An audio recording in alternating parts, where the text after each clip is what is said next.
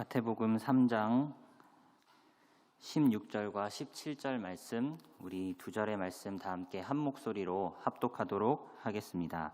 예수께서 세례를 받으시고 곧 물에서 올라오실새 하늘이 열리고 하나님의 성령이 비둘기같이 내려 자기 위에 임하심을 보시더니 하늘로부터 소리가 있어 말씀하시되 이는 내 사랑하는 아들이요 내 기뻐하는 자라 하시니라. 아멘. 제가 잠시 기도하겠습니다. 살아계신 하나님, 오늘 예배의 자리, 말씀의 자리로 불러주셔서 감사합니다. 특별히 이 시간 빈손으로 나오지 않고 하나님께 준비한 예물 드린 손길을 기억하여 주시고 하나님 마음의 소원을 다 아시오매 주님의 합당한 방식으로 그 소원이 아름답게 이루어질 수 있도록 축복하여 주옵소서. 하나님, 이 시간 말씀 앞에 겸손한 심령으로 나아가오니 주여 복되다 하시고 우리에게 합당한 은혜를 허락하여 주옵소서.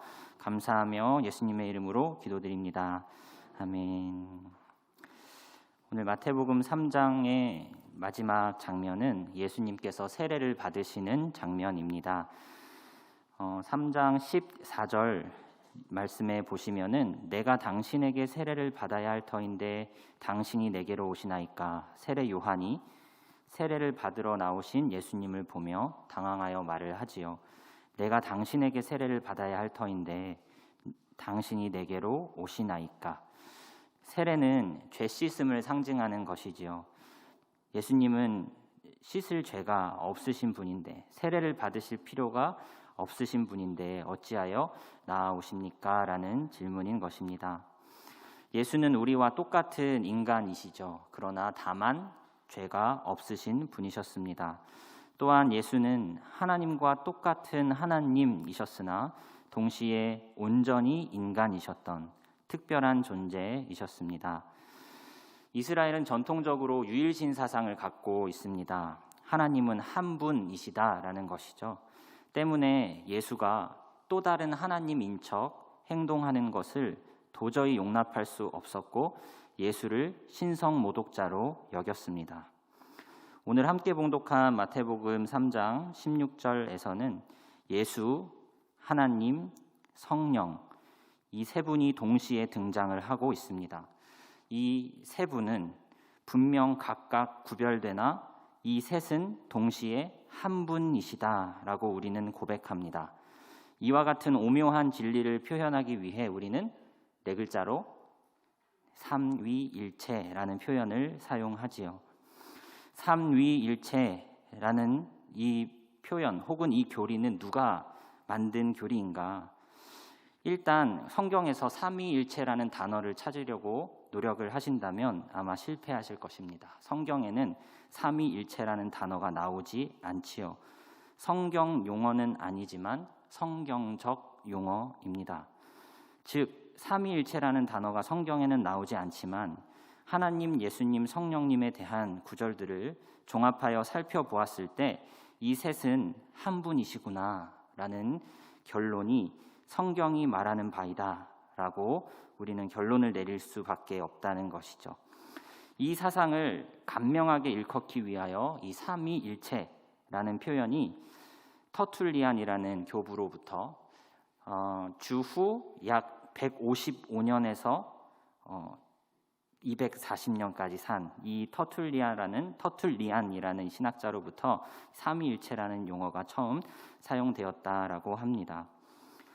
교리는 우리의 머릿속을 복잡하게 하기 위하여 만들어낸 것이 아니라 성경의 내용을 잘 정리하도록 돕기 위하여 만들어진 것입니다. 목사님, 왜 자꾸 성경을 가르치셔야지 교리를 가르치십니까? 네, 교리를 배우는 것이 성경을 배우는 것이기에 교리를 배우자라고 말씀드리는 것입니다. 성경적이지 않는 교리는 배우실 필요가 당연히 없고요. 배우라고 절대 권면드리지도 않을 것입니다.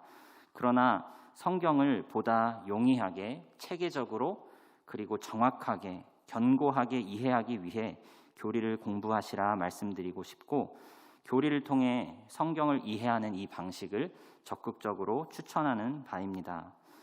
이 삼위일체라는 라는 이 난해하게 느껴지는 이 교리에 대하여 웨스터민스터 대요리 문답은 무엇이라고 설명하고 있는지 한번 살펴보고자 합니다. 웨스터민스터 대요리 문답은 삼위일체에 관하여 8, 9, 10, 11 4개의 문답으로 정리해주고 있는데요. 우선 8문 먼저 함께 보도록 하겠습니다. 8문, 하나님 외에 다른 신이 더 있습니까? 우리 한번 답을 같이 읽어주시겠습니까? 시작. 아닙니다. 살아계시고 참되신 하나님만 있을 뿐입니다. 일단 삼위일체 개념에 들어가기에 앞서 확실히 해두어야 할 점이 있습니다. 그것은 바로 살아계시고 참되신 하나님은 오직 한 분뿐이시다라는 것입니다. 이에 대한 근거 구절로 두 가지 구절을 들 수가 있겠는데, 먼저 신명기 6장 4절입니다. 우리 함께 합독하겠습니다. 시작. 이스라엘아 들으라. 우리 하나님 여호와는 오직 유일한 여호와이시니. 예레미야 10장 10절 연이어 우리 합독해 보겠습니다. 시작. 오직 여호와는 참 하나님이요 영원한 왕이시라. 그 진노하심에 땅이 진동하며 그 분노하심을 이방이 능히 당하지 못하느니라. 오직 여호와는 참 하나님, 살아계신 하나님. 신명기 6장 4절에서는 오직 유일한 여호와 한 분이시다라는 것을 명확히 한 뒤에 구문을 살펴보도록 하겠습니다. 9번째 질문입니다. 하나님 안에 몇 위가 계십니까? 우리 답 한번 같이 한글 읽어주시겠습니까? 시작. 하나님 안에는 3위가 계신데 곧 성부, 성령 이 3위는 본질이시며 능력과 영광이 동등하십니다. 네, 일단은 성경은 처음부터 끝까지 하나님은 한 분이십니다라는 증언을 계속해 나갑니다. 우리 이것에 대한 이 교리에 대해 설명을 하고 있는 책을 조금 인용을 해보면요, 성경은 처음부터 끝까지 하나님은 한 분이라고 증언하면서 동시에 한 분이라면서 성부, 성자, 성령이 각각 하나님이라고 말합니다. 이 삼위일체에 대한 대표적인 성경 구절로 마태복음 28장 19절을 꼽는데요. 우리 한번 성경 구절을 합독해 보도록 하겠습니다. 마태복음 28장 19절. 네, 제가 봉독해 드리겠습니다. 그러므로 너희는 가서 모든 민족을 제자로 삼아 아버지와 아들과 성령의 이름으로 세례를 베풀고. 영어로 봤을 때 이름 하면은 뭐죠? 네임이죠. 근데 영어나 원어로 되어 있는 헬라어는 우리 한글과 달리 수에 굉장히 민감하여서 네임에 s가 붙었냐 복수냐 단수냐에 굉장히 민감한 언어라고 하지요.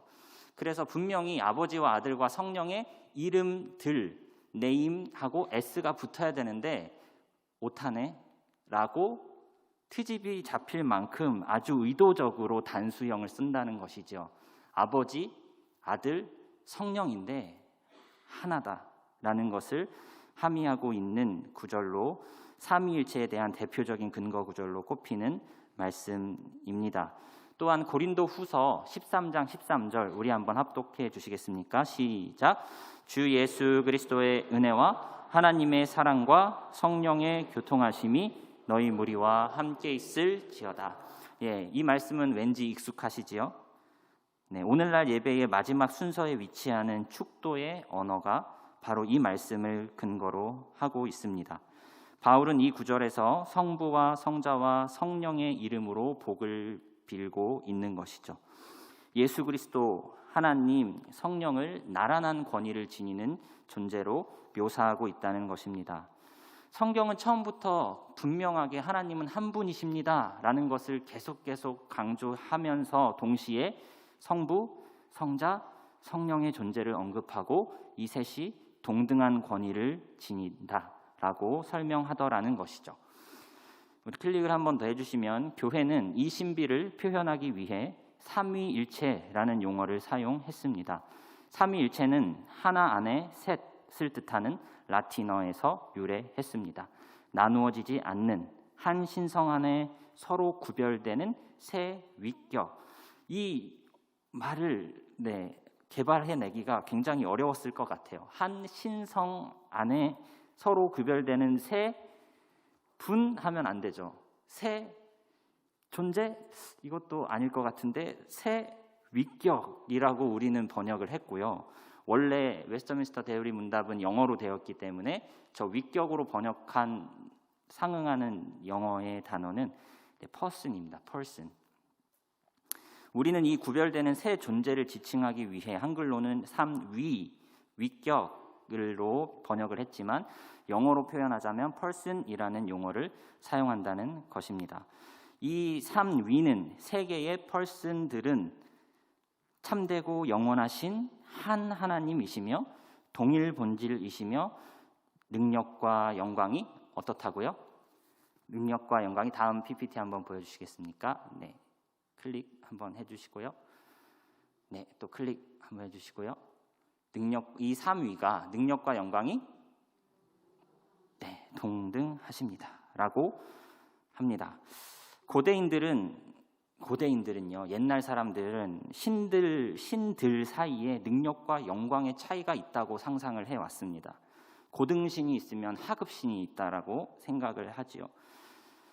그러나 성부, 성자, 성령의 이 세 존재는 동등하시다라고 우리는 고백해야 한다는 것입니다. 여기까지 정리하자면 이렇습니다. 하나님은 한 분이십니다. 그 한 신성 안에 구별되는 세 위격이 있다고 우리는 말할 수 있는데 이 세 위격, 이 세 person은 성부, 성자, 성령이라고 명명할 수 있으며 이 각각의 person은, 이 각각의 위격은 저마다 고유한 특성을 지니면서, 그러니까 구분이 되겠죠.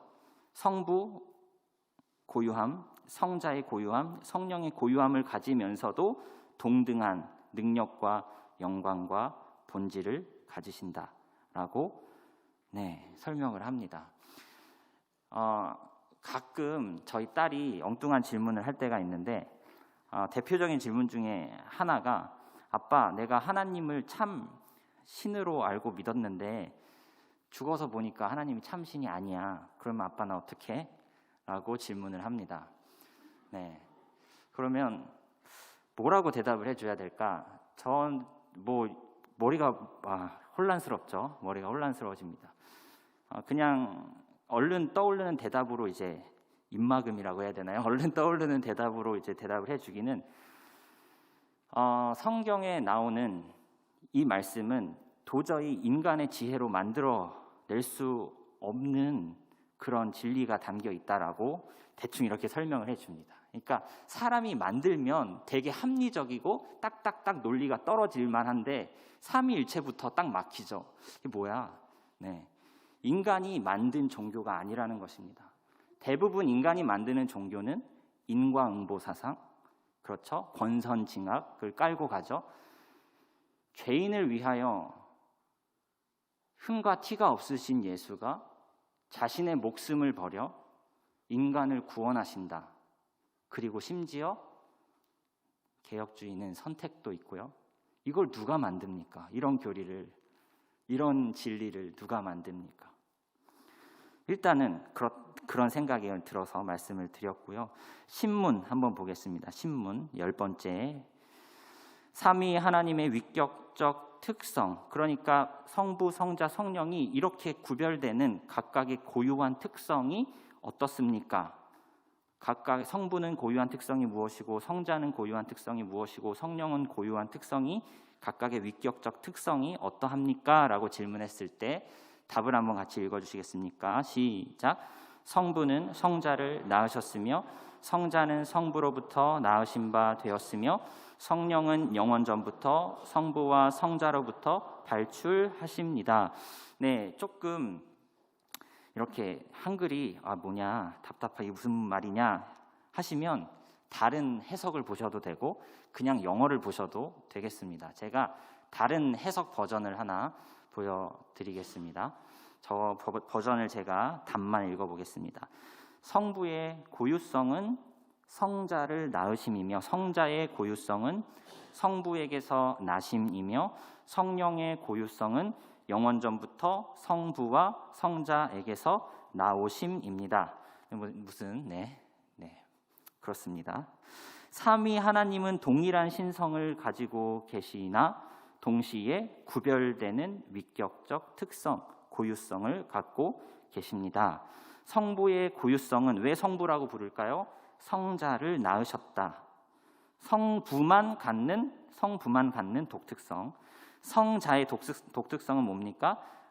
아버지로부터 태어나셨다, 나셨다 이런 거죠. 굳이 이거를 이렇게 설명을 해야 될까 싶긴 한데 성부의 고유성이 아버지됨이라면 성자의 고유성은 아들됨입니다. 이것에 대한 근거 구절 히브리서 1장 5절을 들 수 있겠는데요. 우리 한번 합독해 주시겠습니까? 하나님께서 시작. 하나님께서 어느 때에 천사 중 누구에게 너는 내 아들이라 오늘 내가 너를 낳았다 하셨으며 또 다시 나는 그에게 아버지가 되고 그는 내게 아들이 되리라 하셨느냐. 분명히 예수와 하나님과의 관계는 아들과 아버지의 관계라고 성경에서 명시를 하고 있기 때문에 아버지가 아들을 낳았다라고 우리는 생각을 할 수 있죠. 맞습니다. 그러나 한 가지 주의하셔야 할 것은 시간 안에서 낳지 않으셨다라는 표현을 우리는 생각해 볼 필요가 있습니다. 다른 표현으로 하면 영원 속에서 출생하셨다, 영원 속에서 낳으셨다 라고 말해야 된다는 것이죠. 왜냐하면 시간 속에서 하나님이 예수님을 낳으셨다면 예수님이 존재하지 않았던 시점이 있게 됩니다. 이 시간은 직선이잖아요. 한 시점에서 하나님이 예수를 낳으셨다. 우리는 다 시간 안에서만 상상하지 않습니까? 낳으셨다 하니까 낳으시기 전에는 안 계셨겠네. 이게 시간 안에 매이는 우리의 사고이죠. 그래서 어떤 식으로 표현을 덧붙이냐 하면은 영원한 출생, 영원 속에서의 출생이시다라는 표현을 덧붙이게 됩니다. 영원한 출생, 이게 뭐냐면 영원토록 출생하시는 중이야 이런 의미가 아니라 시간을 초월하여서 출생하셨다라는 거죠. 시간을 초월하여서 낳으셨다. 그래서 아버지이시고 그래서 아들이시지만 아들이 존재하지 않으셨던 적은 있어요, 없어요? 없다. 왜냐하면 하나님은 동일한 본질을 가지시죠. 성부든 성자든 성령이든 동일한 본질 중에 하나님의 속성 중에 영원성이 있습니다. 영원성. 아들도 영원성을 가지세요. 그래서 낳으셨다라고 했을 때 우리가 착각하지 말아야 할 것은 성자가 존재하지 않았던 적도 있을까? 아니라는 거죠. 우리는 그 근거를 여러 군데에서 찾을 수가 있는데, 그렇죠? 요한복음 1장에서도 태초에 말씀이 계시니 이러면서 그 말씀이 육신을 입어 이러면서, 그렇죠? 그때도 성자가 존재하셨죠. 성령의 고유성을 생각해 보겠습니다. 성령의 고유성은 영원 전부터, 영원이라는 표현이 붙어야 된다는 거죠. 영원 전부터 성부와 성자에게서 나오신다라는 것이죠. 성부에게서 성령이 나오실 뿐만 아니라 성자에게서도 성령이 나오신다. 우리 PPT 한번 보여주시면 영어로 조금씩 나심, 나오심 이렇게 말들을 조금씩 바꿨는데 이것에 대해 상응하는 영어 단어의 표현이 다르기 때문에 그렇죠.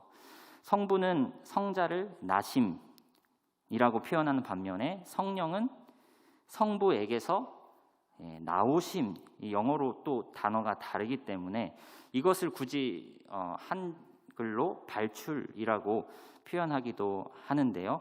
아마 성자는 육체와 연관이 있으시죠. 예수님은 육체와 연관이 있으시기 때문에 나심, 나오심, 나심 이렇게 표현하는 반면에 성령은 영적인 존재이시기 때문에 영이시기에 의도적으로 나심이라는 표현 대신에 proceed라는 나오심이라고 굳이 표현을 달리하여 명시하고 있는 것 같습니다.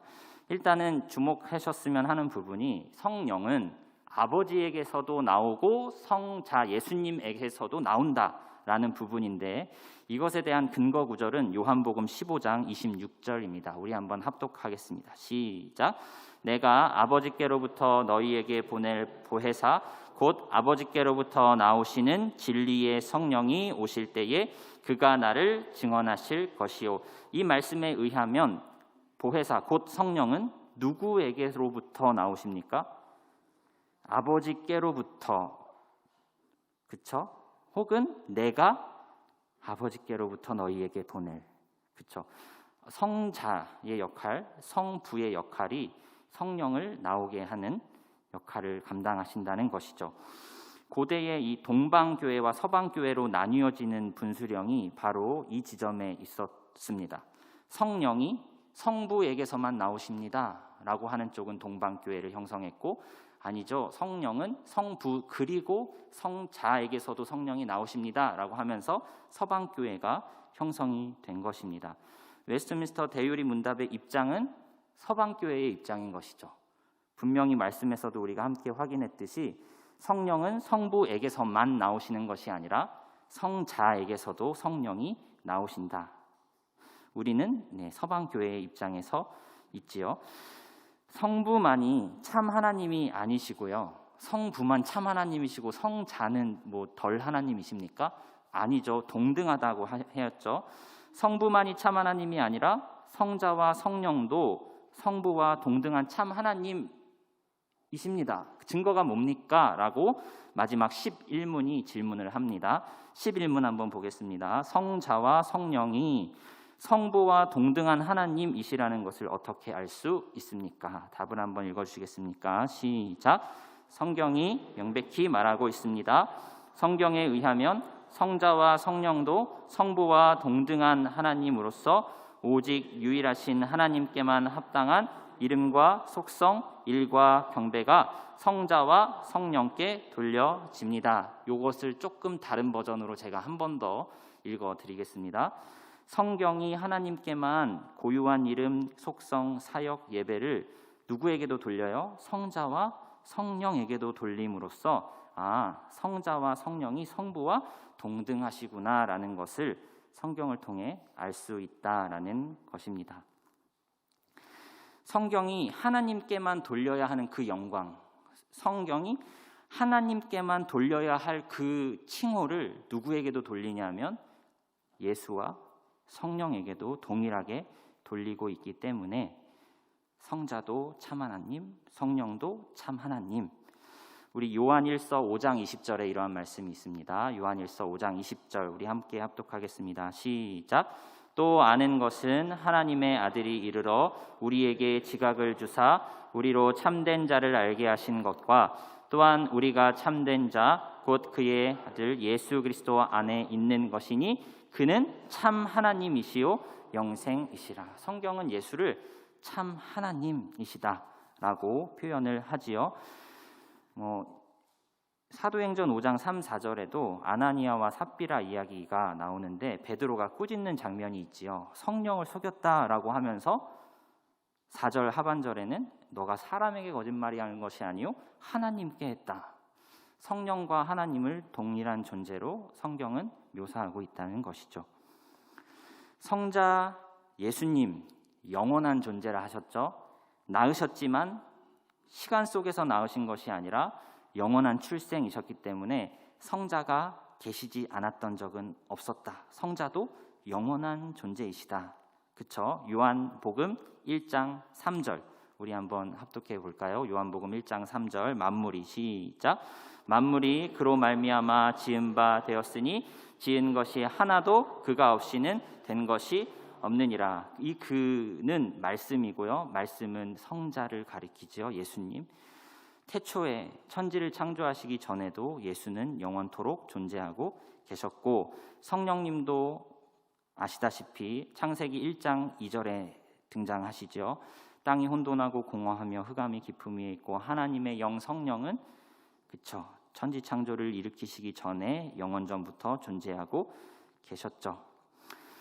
여러분 도마가 예수님의 옆구리에 손을 넣거든 나의 주, 나의 하나님, 나의 주님이라는 고백을 도마가 했을 때요. 여러분 단순히 그 유대인들의 입술에서 나오는 주님이 그냥 로마나 이방인들이 말하는 주인님 정도의 표현은 아니었고요. 여러분, 여호와라는 이름을 쓸 수는 있어도 여호와 이름을 망령되이 일컬을까 봐 여호와라고 쓰여져 있는 그 글자를 의도적으로, 네 글자였는데요, 그 의도적으로 여호와라는 그 이름을 유대인들은 의도적으로 나의 주님이라고 불렀습니다. 아도나이, 여호와라고 쓰여 있는데 성경을 읽다가 여호와라고 발음을 하려고 딱 걸리면 나의 주님은, 이런 식으로 나의 주님은, 여호와의 이름을 망령되이 일컫지 않으려고. 그래서 도마가 예수님의 옆구리에 손을 넣고 오 나의 주님이라고 했을 때 무슨 의미겠습니까? 오 여호와여 라고 했을 때 예수님은 그 고백을 받으셨죠.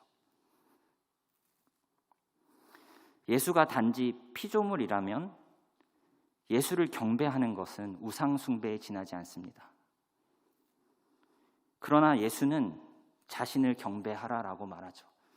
여러분, 석가모니가, 공자가, 어떠한 유명한 사람이 자기를 경배하라고 한다. 보통 제정신이면 내가 아는 진리에 의하면, 내 가르침에 의하면 진리는 이거야. 자기 밖의 진리를 소개하는 역할은 많았지, 자기를 믿어라, 자기를 경배해라, 이단 교주가 아닌 이상, 그렇죠? 이단 교주는 흠이 있죠. 말과 삶이 일치하지 않죠. 그러나 예수는 정말 신처럼 보였습니다. 신이셨죠. 하나님이셨죠. 제가 즐겨 듣는 예화 중에 존 스토트 목사님이 쓴 기독교의 기본 진리에 이러한 예화가 있는데요. 만약 저 문을 열고 셰익스피어나 처칠이 들어온다면 우리는 모두 일어서서 그에게 악수를 청할 것이다. 그러나 만약 저 문을 열고 예수가 들어온다면 우리 모두는 그 자리에 엎드려 그분을 경배할 것이다.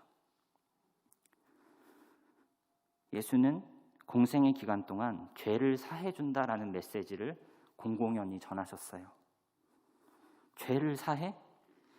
너 하나님께서 임명한 제사장을 통해, 하나님이 명령하신 제사라는 방식을 통해 죄사함은 이루어지는 거야.